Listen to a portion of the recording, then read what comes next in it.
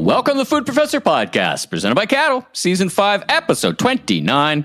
I'm Michael LeBlanc. And I'm the Food Professor, Sylvain Charlebois. Our very special guest on this episode is Chef Nguyen, a celebrated chef, cultural storyteller, viral content creator. She's a visionary behind an acclaimed Vietnamese restaurant, Didi, in LA, and a new cookbook, Dion. She has an audience of 1.3 million followers. Incredible. Unbelievable. Now, Sylvain, just a note to the audience. I messed up the timing. I'm actually, I'm in the West Coast. I messed up the timing between. So I she's wound in up. Los Angeles, yeah. She's in LA. You're there. I'm there. And anyway, my mistake. So it's just me doing the interview. But But I did listen to the interview. It was great. Well, awesome. I think you'll pick up, and hopefully the listeners will pick up. I mean, she's just so charismatic. She's so authentic, and you can tell why she's so popular. Now, the good news is Chef Nguyen will be a keynote on the stage twice, actually, at the Restaurants Canada show coming up in Toronto, April 7th to 9th at the Intercan Centre. On her birthday?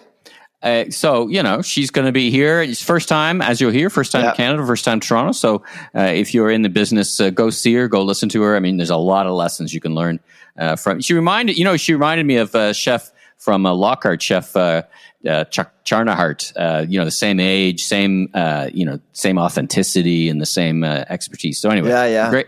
It's a great interview. Now, speaking of the Intercan Centre in Toronto, big announcement from the Seattle Food Innovation. So we teased it last episode. We knew. That's right. Tell the people what it is. Well, every year Seattle celebrates a country, and this year the country of honor is Canada. Yay! Yeah, right. Good move. Good move. The knee-jerk reaction was to celebrate a country around the world. Last year was Morocco. We actually had guests from Morocco on our show. It was great. And, you celebrate the flavors, the taste of that country. But I think with what's going on right now, the Seattle folks thought maybe we should celebrate, Canada. Timing is everything. So it's great. I think it's a great decision, and we're going to be celebrating because we're actually Seattle's official podcast once again this year. So I suspect that we'll have a lot of Canadian content to celebrate Canada in April. April 29th to May 1, drop by and say hi. Maybe even put on a pair of wireless headphones because you'll be able to listen in live. Perhaps. That's right. Perhaps we can get Captain Canada, Premier Doug Ford, on the mic, Ontario Premier, maybe even our new Prime Minister, right? It's the day after the election. Or maybe Jagmeet Singh. He'll be looking for a new line of work at that point, so maybe he'll guess who I met want last to join night? us. Who did you meet?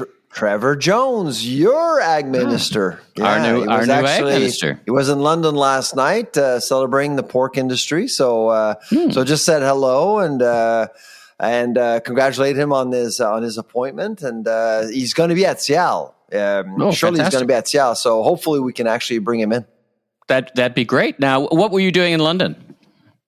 London, Ontario. I was keynoting the Pork Ontario Convention. It was sold out, like a full pack. There were about 500 or 600 people. And every time I'm invited by a group, I'm asked to talk about the consumer, talk about economics. But I'll be honest with you, within a day or two before the event, I never know what I want to talk about because there's so much going on. And basically, I went on stage yesterday, and guess what I talked about? Tariffs, geopolitics. But of course, for them, the big question is more about China than America. Of course, we did talk about Trump, and we spent some time strategizing, understanding Trump, because I'm honest, I don't know about you, but I'm sick and tired of hearing people judging what's going on instead of trying to understand what's going on. So I took the crowd, took a step back and said, this is what I think is going on in America. This is what's going on around the world. This is how the world is reacting. And this is how an appropriate will have to adapt. And this is how pork is going to fit in, basically. In about 45 minutes. Yeah, fascinating. Maybe it's great. And of course, we'll unpack that a little bit. I have a question for you a little bit on, actually, it's a good dovetail in getting into the news. We saw that our federal ag minister came forward based on these Chinese tariffs with some funding relief to Canadian farmers. Tell us a bit more, and what do you think of that? Well, it's the agri-stability program was basically enhanced essentially to address the issue with China. He did it. Cody Blois did it a day before the election, which was smart. I think he needed to do something. Is it enough? I've been asked, well, is it enough? $6 million. Well, $6 million. It depends. I mean, the agri-stability program works based on how prices are impacted by whatever's going on. We don't know yet exactly how prices are going to be impacted, whether or not China is going to continue to buy lobster, pork, grains, who knows? What I'm seeing right now is probably China starting to pull back on orders with pork, which leads me to think that I suspect I'm expecting some deals in Canada for pork. By the way, there's going to be. I think the pork industry in Canada is seeing this as an opportunity. Beef is expensive.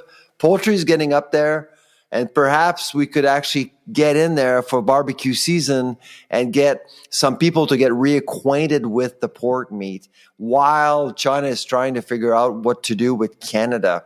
And of course, there's April 2nd with tariffs within the U.S. Will we see a tariffs against pork? Who knows? So there's, of course, I was facing a crowd that was dealing with a lot of uncertainty. But sure. This is the pork industry. It's a really resilient, of all ag sectors, I'd say pork is probably the most resilient because they've gone through a lot. And for them, Trump is just Trump. It's no big deal. And China, well, they went through the Meng Wanzhou episode, the Huawei episode of 2018. It's the same scenario.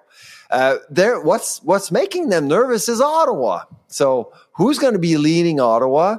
Who's going to be calling the shots? And how are they going to be dealing with China and America, the two top economies in the world?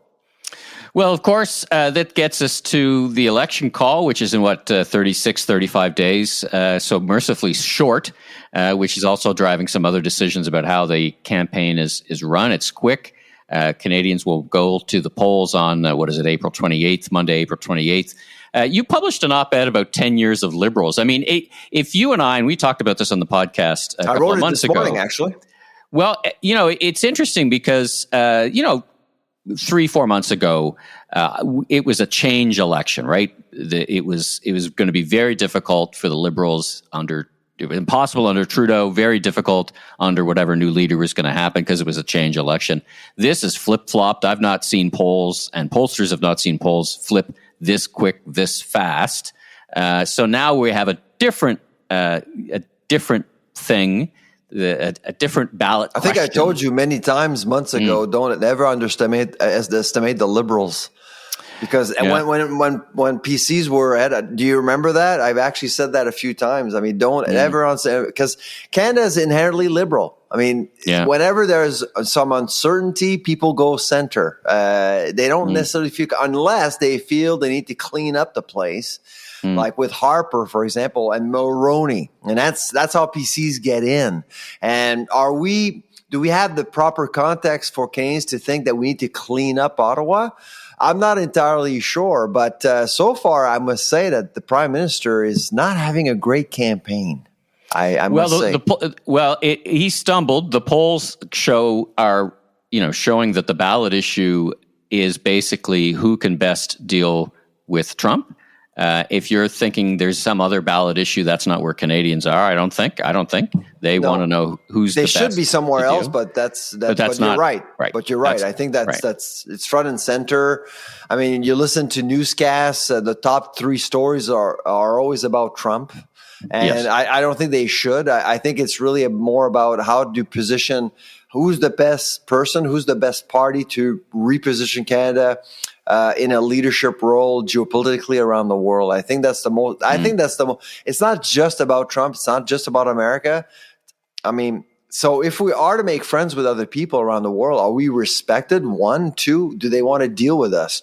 So, and we've been judgmental towards China. We've been judgmental towards India. We've been judgmental towards different countries. We've tried to seal a deal with the UK. They walked away from us. I mean, that's all happened under the Liberals and Trudeau. With Carney, will that be different? That's the real question. Well, it's the nub of your op-ed. Basically, is it's a good time to look back. I think I'm going to ask you next week of the show. I'm going to ask you for if you were running as ag minister, if you were advising either party, what would their top 3 ag issues be? But let's just go back and your op-ed deals with 10 years of Liberals, because if you look at even the smaller cabinet that Carney's proposed, there's a lot of familiar faces in it. So really, it's a good time to reflect back on what has happened over the past 10 years. Hit some of those highlights for me, and then I got a few questions for you from your op-ed. What's your observation, again, for the ag industry? What's your perspective of the last 10 years?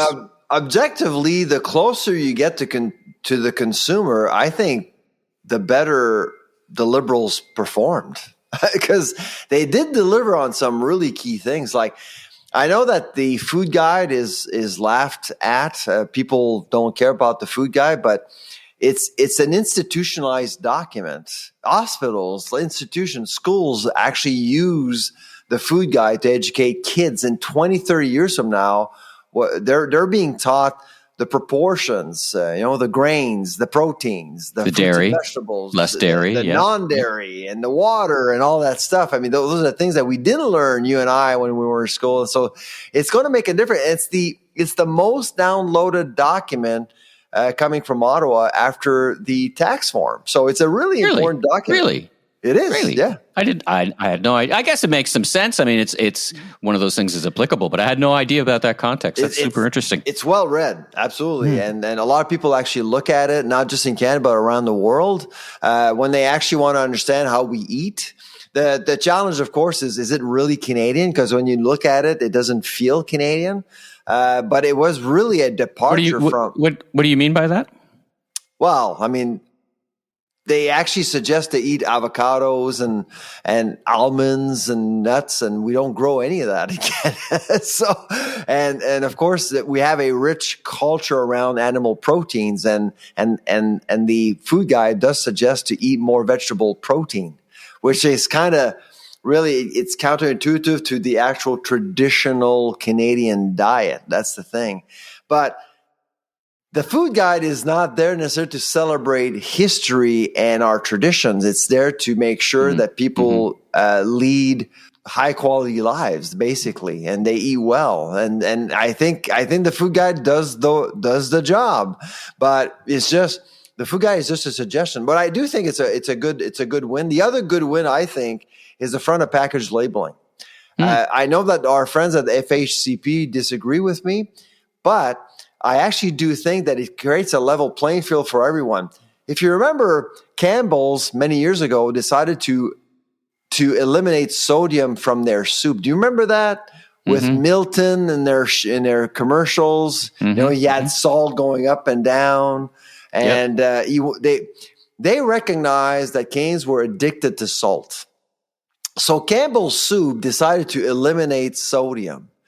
They had to halt their campaign. I think it was a year later because nobody was buying their soup sales anymore. Collapsed. I remember sales collapsed. Yeah, and they went to the competition by creating a level playing field. And because basically on January 1st, 2026, you'll start seeing more of these labels telling you if there's too much sodium, too much fat, too much sugar, and you're basically creating a level playing field. No manufacturers want to actually see that label on their package. So they're reformulating their products right now. So if you want to make food healthier, I think that's the way to do it. You just label. That's exactly what happened with trans fats, by the way. Trans fats just disappeared because we started to label trans fats. So I think Health Canada got it right for that too. If you widen the aperture, again, from the ag perspective, and you've talked about even a broader perspective around productivity over the past 10 years, the numbers aren't so great in terms of what's happened in Canada.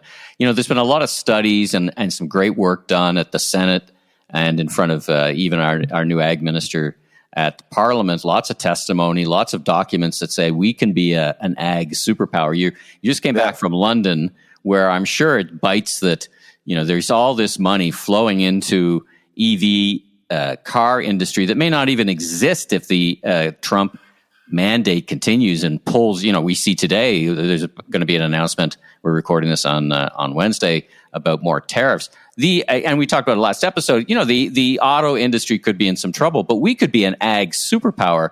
I'm not sure we made a lot of progress in that over the last 10 years. So as soon as you leave the consumer and you start going up, that's in Ag Canada's territory. The performance of the Liberals is dismal. There was little support, and I think they didn't have their priorities straight. And of course, Ag Canada is not a prioritized portfolio in Ottawa. Go back last week when Cody Blois was sworn in as Ag Minister. He was the second last minister to be sworn in. It tells you how important it is. It should be up there. And so we've seen weird choices, for example, supporting the building of a cricket plant in London, while last night I was meeting some investors. They invested more than $100 million to build a new facility in Arthur, Ontario, to slaughter 12,000 hogs a day. Okay. A big slaughterhouse. Modern, I would suspect modern. State of the art. Right. State of the art. Yep. Federally licensed. And zero support from the feds. While the cricket farm is laying off people. So that's one thing. The other thing, of course, is you see Ottawa protecting EVs and batteries in Canada, in cahoots, of course, with the Americans, only to see China retaliate and hit our hog producers. So all of these things, and canola, and a basket of goods, and you have to wonder. It's funny. I was thinking of you. I was reading an interview with the Chinese ambassador to Canada, and boy, when the Chinese are saying we respect your sovereignty, like are we gonna get back with them? Maybe we just take that 100% tariff off. Like, exactly.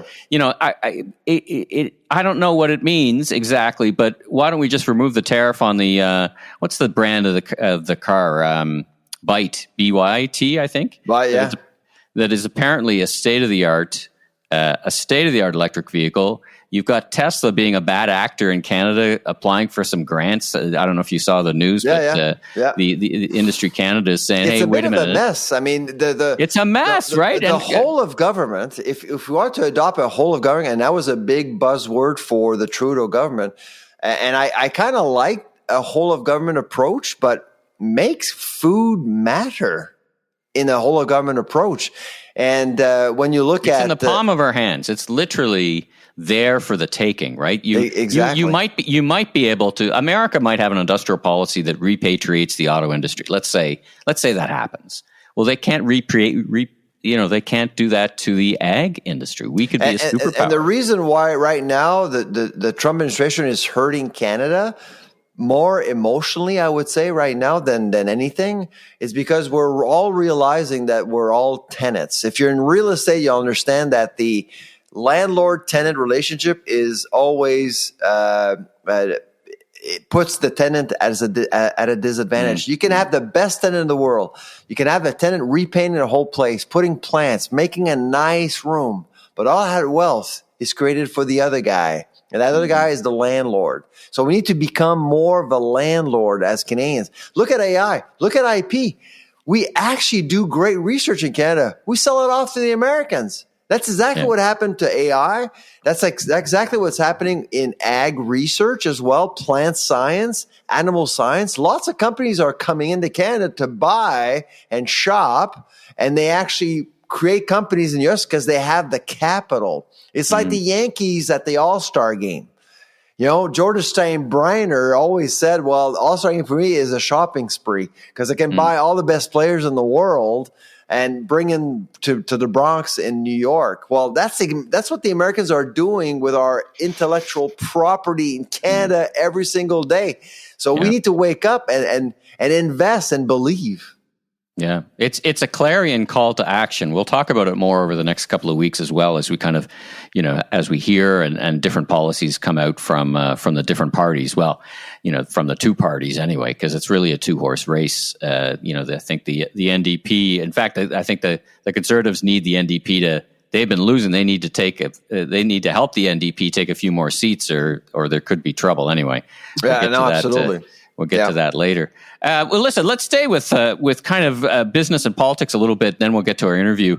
Ben and Jerry's, Unilever, a big global actor, and they bought Ben and Jerry's, and they bought themselves a hornet's nest from their perspective. And if we look back at Unilever, they've been having some issues even from their shareholders about, if we call it wokeness or whatever, that some of the shareholders said you're making decisions that we disagree with. And now Unilever, who bought Ben and Jerry's, which let's say that's a progressive activist, or at least an activist organization. That's part of their culture. They knew that. That wasn't a surprise. And they just whacked their CEO saying, well, we don't like your policies. And so I got to think, I want to love your opinion on it. I don't know why they still own these people. Like if they so disagree with the fundamentalness of that brand, which is an activist brand, that's not a news. Why do they even own them still? Like they're just messing around, I don't get it. What do you think they're doing? I don't know. I don't know what they were thinking when they bought the brand. And I still don't know what they're thinking. It doesn't make sense to me at all. Yeah. And frankly, I think that Ben and Jerry's is starting to believe that they made a mistake. Of course, I suspect that they came in with the right amount. Everyone has a price. Everyone has a price. Sure. And so I think they went ahead and now they have regrets. Well, I would say there were probably promises made. Like you can be you, right? I would say in that. A, here's a good number, and B, we'll let you be you. Like you'll be Ben and Jerry's, and we won't interfere. I bet was part of that conversation. So the Ben and Jerry's transaction happened a while back. In those days, you did see a slew of transaction, companies buying other companies and basically just taking them over and taking the culture over, changing the culture and everything else. But what we've seen in recent years were companies, they were acquiring for growth, but they left new entities alone. They didn't actually compromise the culture, as we're seeing with Longos, as we're seeing it with the Fortinos, and lots of the smart decisions. So you're buying a bundle of things, including a brand. Exactly, and I suspect that when Unilever was bought, did buy Ben and Jerry's, I suspect that the underlying spirit behind the transaction really, you're right. I think they kind of said, yeah, we'll leave you alone, but you're part of Unilever now, so. Please comply. They could have went off and bought Chapman's, for example. They could have they could buy anybody, right? Anybody can buy anybody, so to speak. Anyway, I don't think. I don't think this is going to end well. I have a feeling that this is, and they're going public. They're suing Unilever now, and so I don't know. Like I think they're just looking for a divorce. Yeah, and we're talking about it on this podcast, which I'm sure they hate. So, when we're talking about it, they're like, things are bad. We haven't been kind with Unilever these days. We should invite them, actually. No, I don't mind Unilever, but we're talking about some skeletons in the closet at this point. So anyway, exactly. Well, listen, let's take a break. And what's their number one brand in Canada, by the way? Unilever. That's their number one product. Hellmann's mayonnaise. Oh, that's their number one product in Canada. Yeah. And it's made here because it's got a Canadian label on it, right? It's made Absolutely. Here? Yep. Very good. All right. Well, let's take a break from the news and let's hear first from our amazing presenting sponsor, Cattle, and then let's get to our interview with Sylvain. Does your digital customer engagement strategy need a serious upgrade? Enter Cattle, Canada's consumer insights powerhouse with the largest, most active panel of everyday shoppers. They're not your typical sponsor. They're the voice of the consumer, always in the know on the hottest trends and shaping what's next. So why Cattle? They go beyond consumer insights. They're trailblazing the future of ratings and reviews and leading the charge in user-generated content with unmatched syndicated receipt data and the ability to gather reviews across any category. Cattle partners with giants like Walmart, Canadian Tire to deliver results that count. Visit askcattle.com now for an exclusive The Food Professor podcast listener discount on your first review or research campaign today. That's askcattle.com. Joy, welcome to the Food Professor podcast. How are you doing this afternoon? I'm great. Thank you so much for having me. Well, it's my pleasure. I'm assuming it's your afternoon too. Where am I finding you? I am in Koreatown, Los Angeles. I was reading through your book, your new cookbook. We're going to talk about it later, Dion, a bit as I said, we'll talk about it a bit later, but I was reading, you came over from Vietnam at a young age, you learned English watching cartoons. I noticed on your Instagram, it looks like you've been back to Vietnam. Your parents must be a little amazed at the changes that are happening in Vietnam, yeah?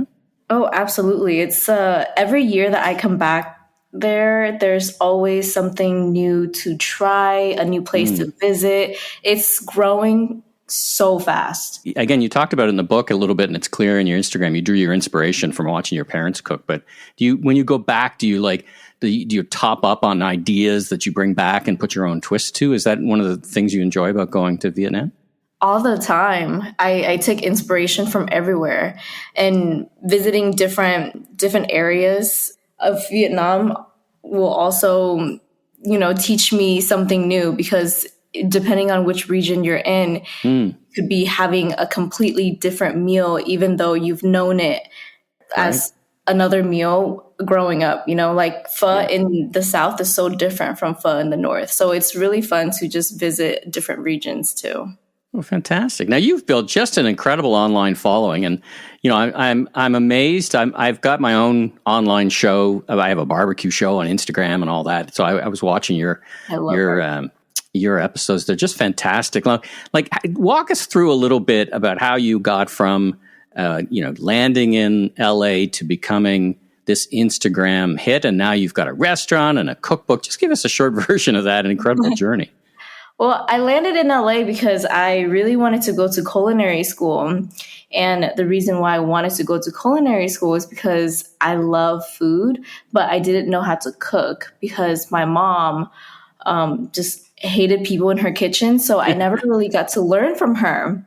I was either going to be a nurse, which is what my parents wanted me to do, or just completely do my own thing and go after what it is that I'm fascinated or interested in. So I chose culinary school. And so landing in LA, supporting myself through culinary school, found myself staging in a staging position at Spago. And I felt like that was the moment that was going to change my life, because now I have my foot in the door and I can just work my way up the ladder and eventually, I don't know, do something. Yeah.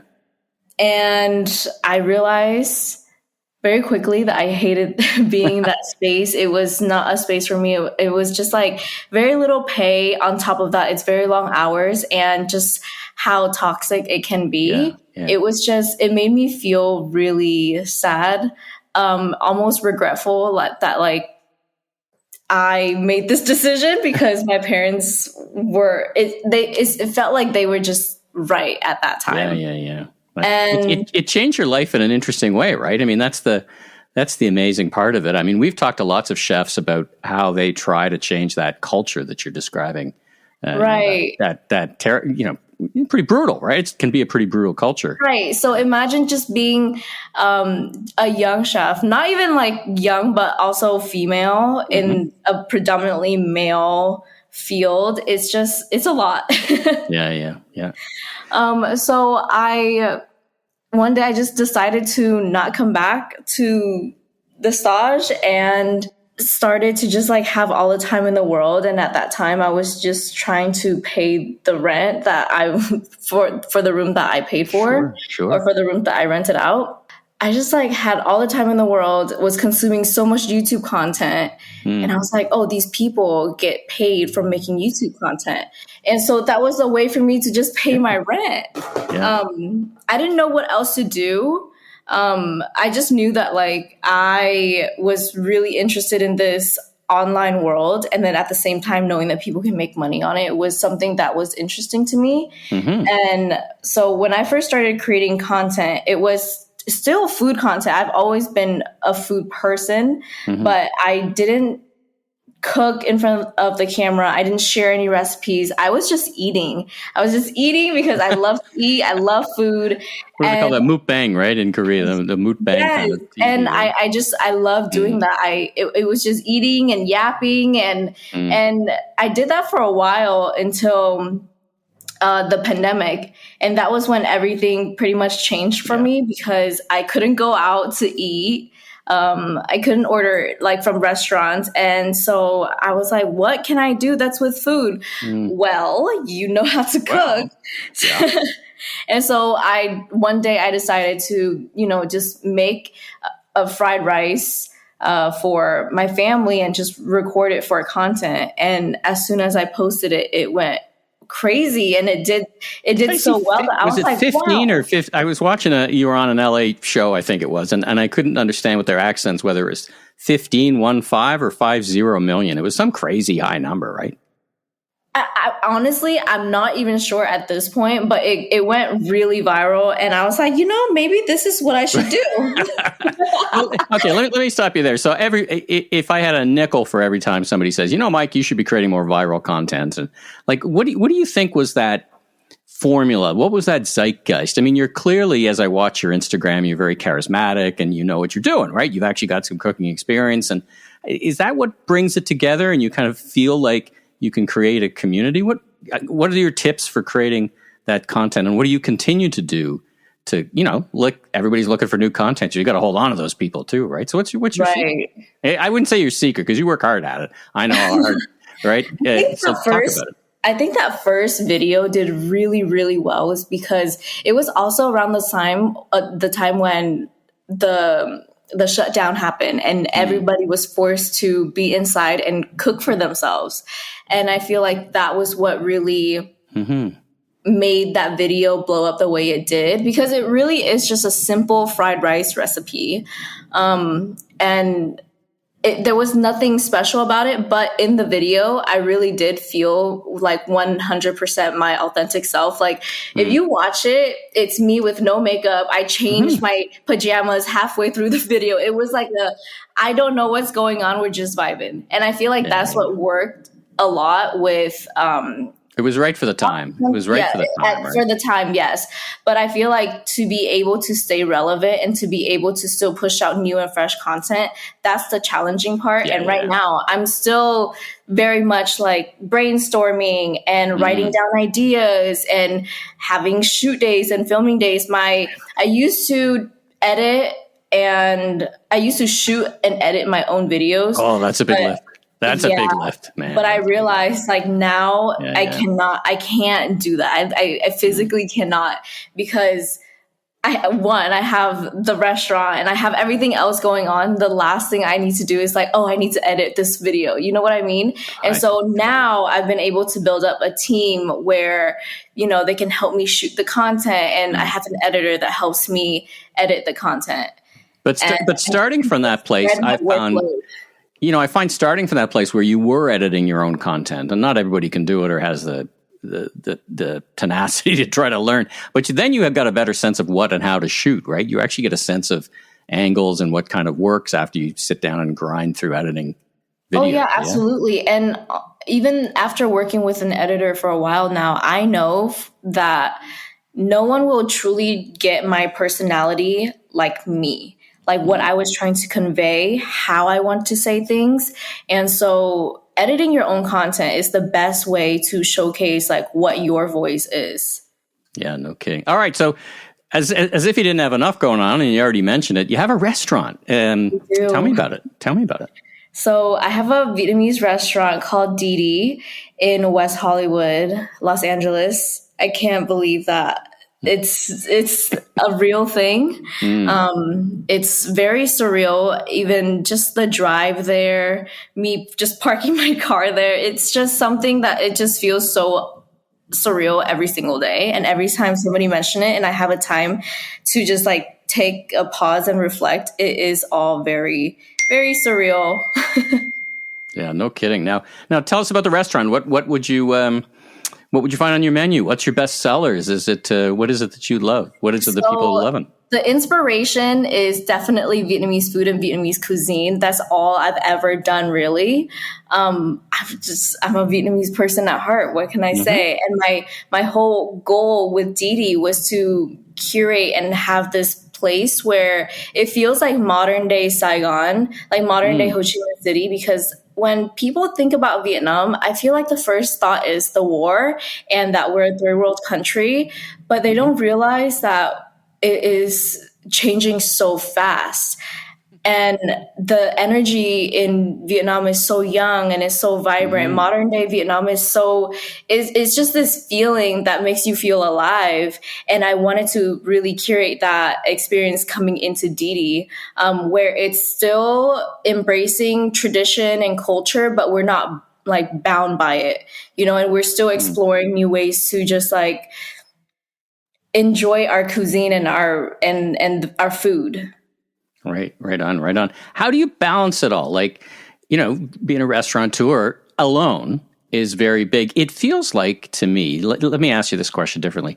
To be a successful restaurateur, you really have to master. I spend a lot of time, for example, thinking about barbecue. So I go to Texas and I watch what they do, which is they're pulling every lever possible, right? They're on social media, they're on YouTube, they're creating videos, they're doing catering, they're running a restaurant. Is that the formula to success? Like, it's not quite focused, but is that the modern recipe for success for a restaurant like yours? What do you think? I mean, I feel like you should utilize every single tool that you have, whether that's through social media or through just promoting it in the surrounding neighborhood.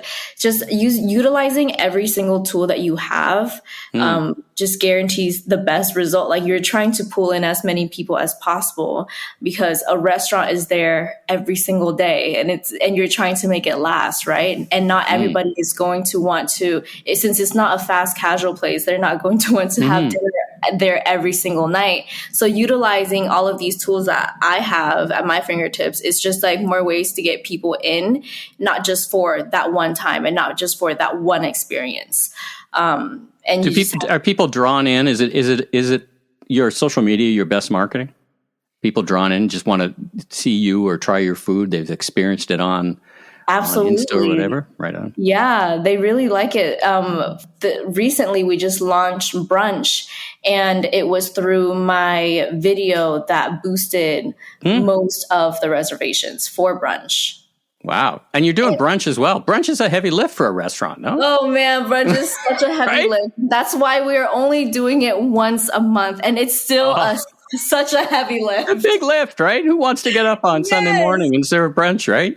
Oh, man, and we have this we do bottle service, and we have this party vibe every Fridays. And so when my staff heard that, like, I wanted to do brunch the day after the party. They all left. They're like, what are you talking about? Oh, man. Jeez, you had to do some selling. I'm sure you had to do some selling there. Absolutely. So speaking about being on the road and sharing, you're coming to Toronto. You're going to be at the Restaurants Canada show. That's what brings us together today on the mic. You're going to be here in Toronto. Talk about what you're going to be doing here. Yes. Oh my gosh. I'm so excited. I'm actually going to be spending my birthday there. Oh, wow. April 8th is my birthday. So I will be spending my 27th birthday in Toronto, and I'm so excited for it. I'm going to be just, I'm speaking at the RC show. Yeah. So you're speaking at the show, and I think you're doing a demo too, right? I think they got you working really hard, right? But I really like to do as many things as possible if I'm in like a place that I've never been to before or a show that I've never been to before. Just make the most of your time, Well, let me ask you the question. Is this your first time into Toronto? Yes. Oh, look at that. Fantastic. That's fantastic.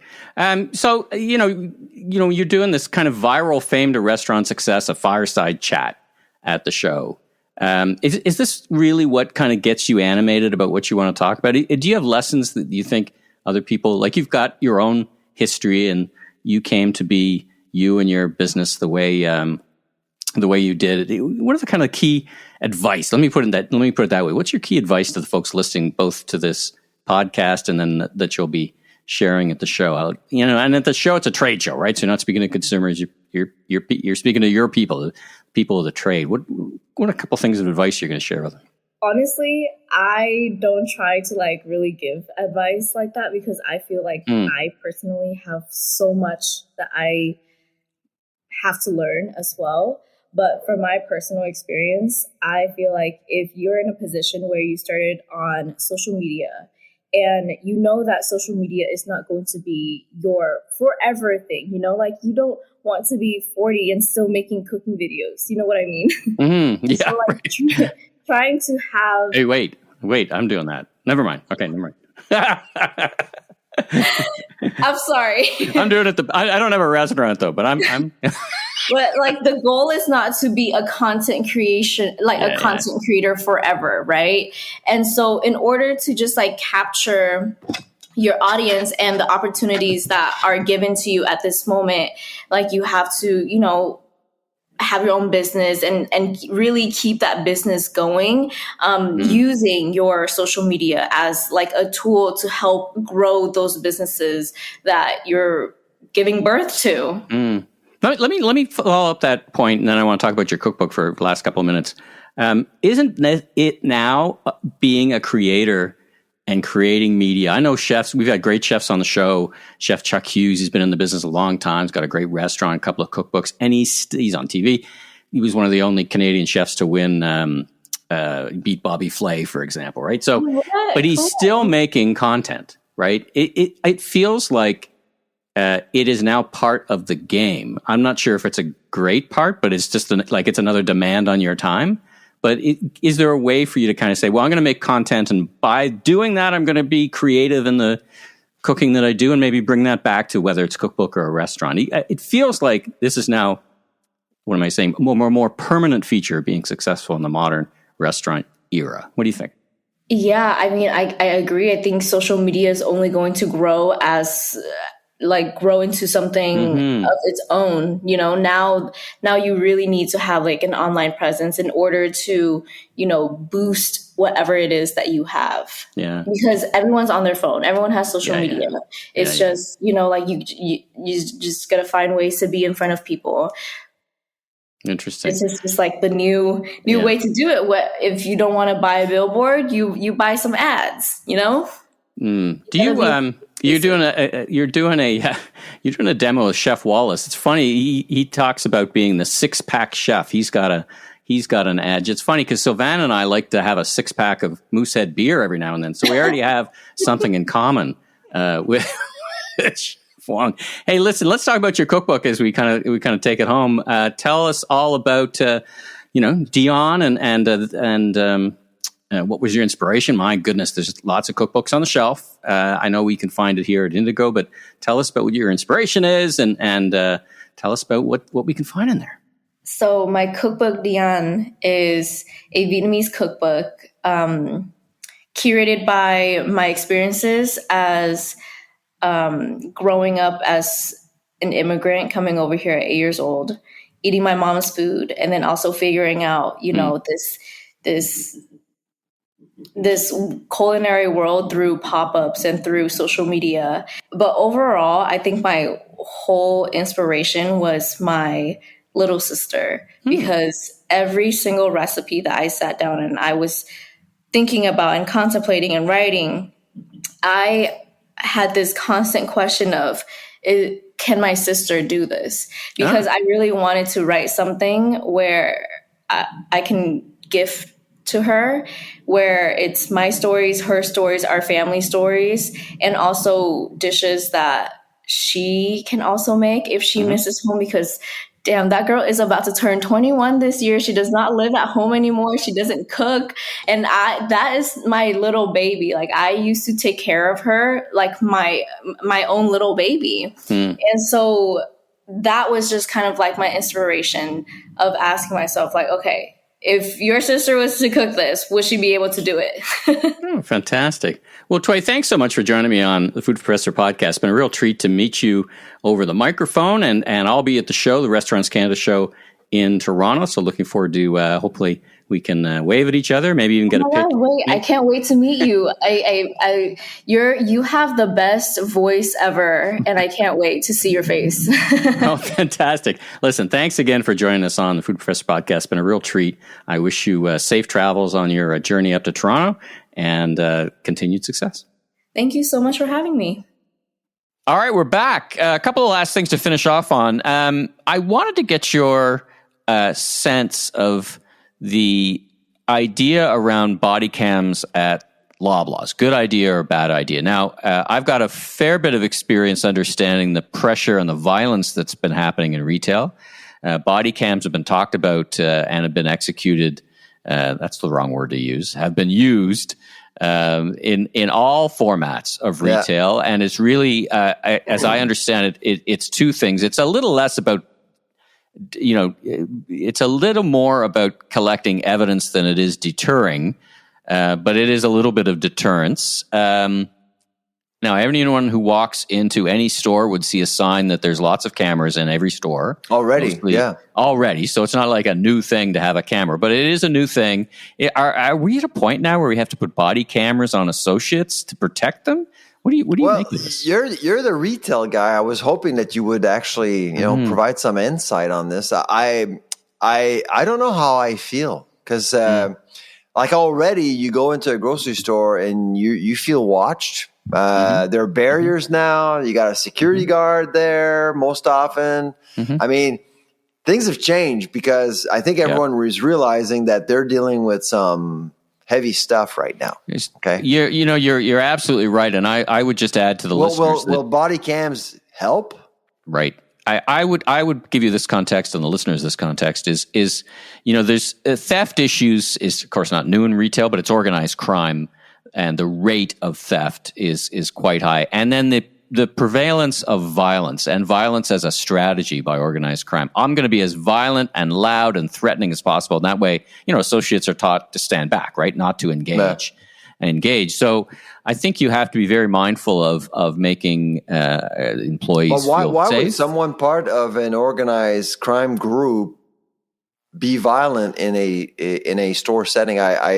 You kind of lost me there. Like, why would you do that? Oh, I see. Wouldn't you want to steal and nobody knows? No, it's it's just the opposite. They want to steal, be very violent because then no one will touch them.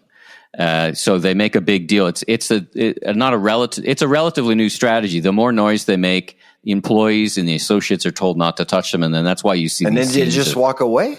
And they just walk away because they don't want to hurt any of the. They don't want to escalate. They don't want employees. Employees are not trained to handle this issue. This is why you've got security guards, and you even have different levels of security guards. You now have in some locations what they're called tactical security guards, who are paid. These are some tough hombres to engage and repeat offenders. So if anyone wants to learn a bit more about this, I did a great interview with the Vancouver Police Department and their chief criminologist on the Voice of Retail, which is a fascinating look at a very troubled market.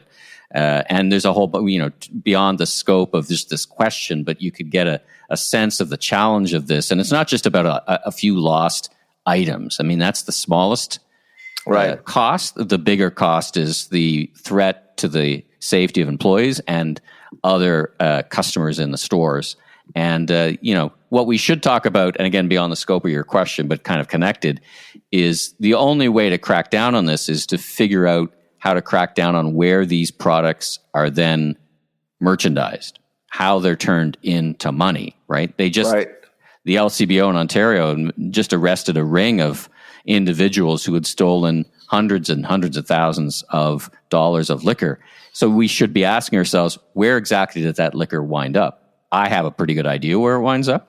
Again, we can get into that a bit later if anyone wants to. But at the end of the day, nobody loves having to put body cams on employees. But if it makes them safer and collects evidence for repeat offenders, unfortunately, it's necessary. There's a theory.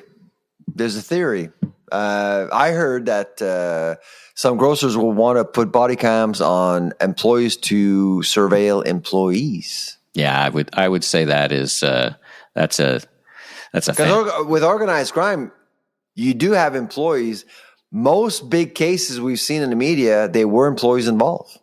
Well, it's true that when we think about loss prevention, a double-digit percentage is internal, right? There's no question about that. But I don't think when you're stealing thousands of dollars of you need intel, you need intelligence coming from within. No, I disagree. I disagree. You need information. I mean, it's actually documented. There's been many cases where employees were involved, and it's an embarrassment for the retailer. So I spoke to a couple in Montreal about a year ago. Most often, they actually know when they hit because an employee is able to tell, well, the manager is in at that time from that time, and they can come in and basically steal. Sure. So you need some information. That information often comes from within. Hard to imagine the body cam solves that, though, right? If we connect those two dots, a body cam doesn't pick up someone texting organized crime about. With all the phones we have now and the cameras in stores, I just don't see the value add here. I just don't. Yeah, I do. So I think it's a good discussion, and it's in a pilot. And when it works, it works. And listen, you can't always get the right angles. And of course, the bad guys case out the stores. They know where all the cameras are, and you don't always get evidence, because it's a lot about collecting evidence too, right? Yeah. Because the Crown prosecutors say without good video evidence, you don't have a case. Exactly. And sometimes they don't have a case because there's not enough cameras. So anyway, I wish we didn't even have to have this conversation, but I know. There it is. On a brighter note, the other thing, I mean, just to end, why is only one grocer doing this? Aren't they all dealing with the same thing? They are. There's more than one format dealing with this, for sure. Maybe they're, listen. So we're going to see body cams on all employees in all from all grocers? You could. I thought the announcement was only from Loblaw. It was, but I don't think it's a company issue. Right. It's them trying to crack down on a bigger issue. So I don't think, I think everyone's watching, basically. I would say. And it's happened. It's here in the States, right? There's lots of it in the States, which is way more violence in the States. Associates killed on a weekly basis, unfortunately, here. So there you go. Yikes. On a much more positive note, and as a follow-up to last week, the McVeggie has been a runaway success, according to McDonald's. They're saying it's sold out and they're expanding the markets. Now, you thought it was deep fried. I was trying to read about it because I haven't had one myself. Deep fried. It looked deep fried, but it said it's a breaded veggie patty made with a blend of vegetables, carrots, green beans, zucchini, peas, soybeans, broccoli, and corn, plus seasoning, topped with shredded lettuce, mayo-style sauce, served on a toasted sesame seed bun. So there you go. So it's selling well, eh? It's selling well. I actually reached out to McDonald's yesterday and said, hey, I just want to know more about how it's prepared. Does it go right onto the griddle? Is it deep fried a little bit? I wanted to get a little more clarity for our listeners, so maybe we'll hear back from McDonald's if you're listening. But anyway, congratulations to McDonald's. My understanding is that they're using the same oven or the same stove to actually cook the same patties. Oh, okay. Which actually makes it non-vegan. Why? Well, because you got that crossover. Vegetarians won't care, but vegans would care. I see. Yeah. Okay. Yeah. All right. Interesting. All right. Well, listen, lots going on in the world, and we'll be back next week to cover even more of it. So let's leave it there for now. And next week, as I said, I'd like to get into your wish list or your hope or expectation. Maybe we can move this ball forward with either party and get on to their agenda. What and how they're going to make ag a superpower. Stop taxing food. Right. So, I mean, let's talk about that next week, because there's lots of things that can be done that haven't been done from the Liberals. And do we expect the same, different, or I don't know. We'll find out. I'm Michael LeBlanc, media entrepreneur. And I'm the food professor, Sylvain Charlebois. Safe travels, everybody. Take care.